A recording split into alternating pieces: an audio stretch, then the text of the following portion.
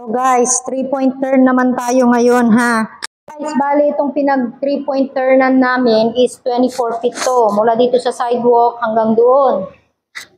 Kasi nga hindi kami makapag 3-point turn sa mismong kalsada. Pero hanggang doon. So yan, sakto siya. Para walang magko-question sa inyo, baka sabihin nyo sobrang sikip or sobrang luwang. Dito kasi 18 feet lang hanggang dito. So dyan siya. Dapat 24 feet. Okay. Meron tayong mga paalala muna bago natin gawin yung 3-point turn. Kuya, ano nga ba yung mga yon? Sa bawat shift mo ng gear, dapat mag-handbrake. Huwag niyong gayahin yung ibang bansa na hindi daw nag-handbrake. Dapat dito handbrake yung exam. Pag nakahinto ka, hindi mo pwedeng galaw-galaw ng ganyan pag naka-stop. Dapat daw naka-andar ng konti bago nyo igalaw. Ganyan. Igisan nyo na lang. Ganyan.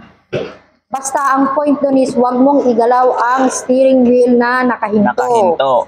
So gawin nyo pa rin yung basic. Center mirror, side mirror, signal light, shoulder check. Tapos, drive. And then, handbrake down. Tapos, i-full rotate nyo na tong manubela sa right habang nakaandar ng konti. Ganyan.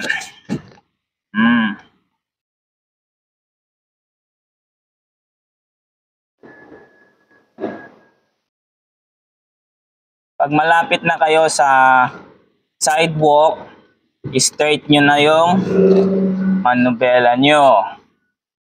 Ganyan. Tapos, handbrake, reverse.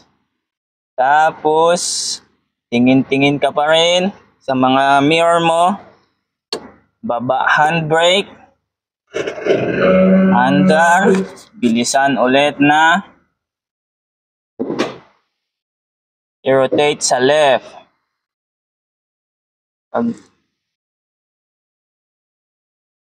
Huwag niyong hayaan makuan sa sidewalk yung gulong nyo sa likod. Makikita nyo.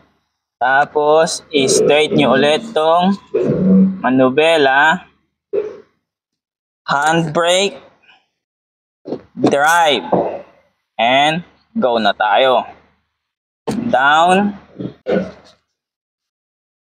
Yan. Ganyan. Hindi natamaan doon sa gilid.